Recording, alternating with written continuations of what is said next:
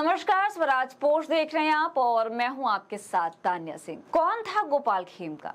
क्यों उसकी हत्या ने पूरे पटना शहर में सनसनी फैला दी? आखिर इस केस में वो कौन से चेहरे थे जो पर्दे के पीछे से साजिश रच रहे थे? सवाल कई हैं, लेकिन जवाब अब पुलिस की मेहनत से धीरे धीरे सामने आ रहे हैं। गोपाल खेमका हत्याकांड ने पटना पुलिस को आखिरकार बड़ी सफलता हाथ लगी है। एक और जहां इस जघन्य मर्डर केस के मास्टरमाइंड और मुख्य शूटर पुलिस की गिरफ्त में आ चुके हैं, तो वहीं दूसरी तरफ इस हत्याकांड में हथियार सप्लाई करने वाला विकास उर्फ राजा पुलिस मुठभेड़ में मारा गया।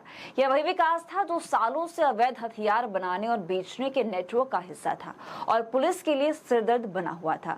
दरअसल गोपाल खेमका की हत्या में इस्तेमाल पिस्तौल भी विकास ने ही भेजी थी और इस वजह से वह पुलिस के निशाने पर था। मंगलवार को पटना पुलिस की एसआईटी और एसटीएफ की टीम ने संयुक्त ऑपरेशन चलाया और पटना सिटी में माल सलामी इलाके में दमरिया घाट के पास विकास को घेर लिया।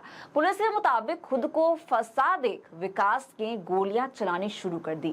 पुलिस ने भी जवाबी कार्रवाई में फायरिंग की और इस एनकाउंटर में विकास ढेर हो गया।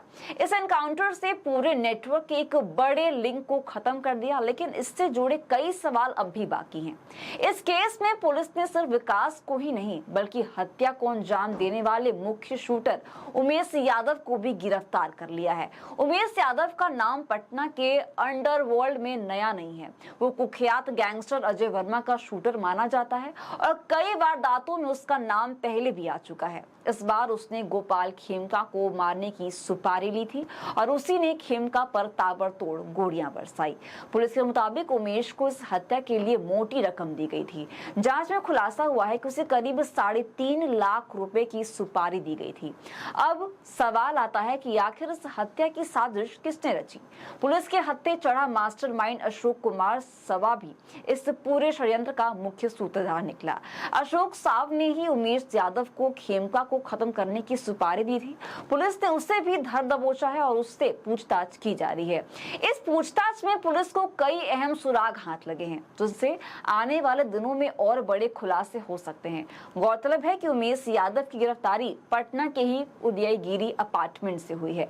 पुलिस ने रेड के दौरान उनके पास से 3 लाख रुपए नगद, एक पिस्तौल और एक स्कूटी बरामद की है और ये सब सबूत इस बात की पुष्टि करते हैं कि हत्या पूरी प्लानिंग और साजिश के तहत की गई थी। इसके अलावा पुलिस ने इस केस से जुड़े 3 और संदिग्धों को हिरासत में लिया है। उनसे भी लगातार पूछताछ जारी है। पुलिस को शक है कि खेमका की हत्या के पीछे कोई साधारण वजह नहीं थी। शुरुआती जांच में सामने आया है कि जमीन विवाद या कारोबारी दुश्मनी इसके पीछे की असली वजह हो सकती है। कुछ मीडिया रिपोर्ट्स ने दावा किया गया है कि इस पूरे खेल में एक स्थानीय राजनेता का नाम भी शक के घेरे में है। हालांकि पुलिस ने इस बारे में कोई आधिकारिक पुष्टि नहीं की है, लेकिन सूत्रों का मानना है कि पूछताछ में कई बड़े चेहरे बेनकाब हो सकते हैं।